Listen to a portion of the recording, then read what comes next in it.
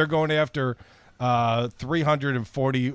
I can't do $320 billion is what they want to get back for their $8 billion investment because they're hiring the manpower. The IRS, they're stocking up on bodies and on resources, and they are equipping these IRS agents with the necessary tools to go after predominantly self-employed individuals, because that's what you've seen in your experience doing what you're doing as an IRS tax, radio tax expert. That's who the IRS goes after, is the small to medium-sized businesses who aren't as savvy on the tax side. So they have to be prepared starting now to make sure they're doing what they're doing. So when they file it next year, that's when those are the taxes that there's a lot of different rules changes that they're trying to do. Now, we just talked about this, the cryptocurrency, $10,000 or more. If you do that, you have to report it.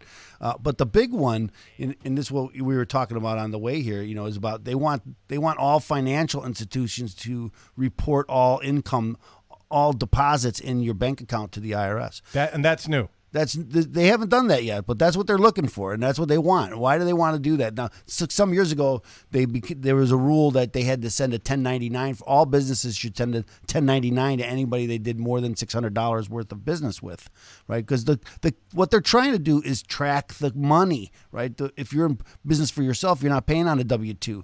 They're looking for you to report it, and they say, well, they never report it, so we want to go to your bank account and make sure that you report every dime. So Joe and Justin and everybody else out there, you might do a job for somebody who's paying you in cash, okay? And you might just deposit that cash, and a business owner might not declare that money. Correct. Okay, it's cash.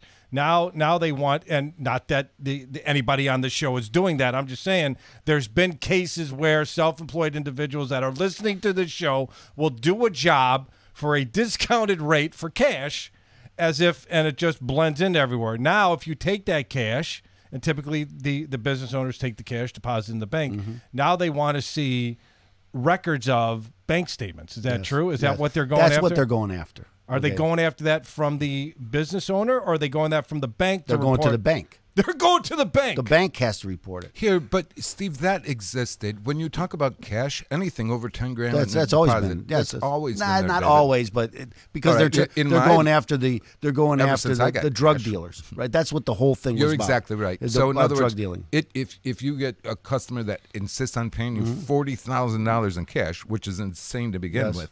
All right, you're going to go to deposit that in your bank, and you're going to be there for 2.5 hours filling out paperwork. Okay, so but as the recipient of that $40,000, you're supposed to report it.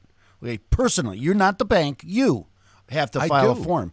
I understand. I would just say, but a lot of our listeners. I'm just making that clear to people that they have an obligation. I know you just sound more scary than me. Meaning, I'm saying that those type of rules already existed. But it didn't exist. It didn't pertain to cryptocurrency, and now it does.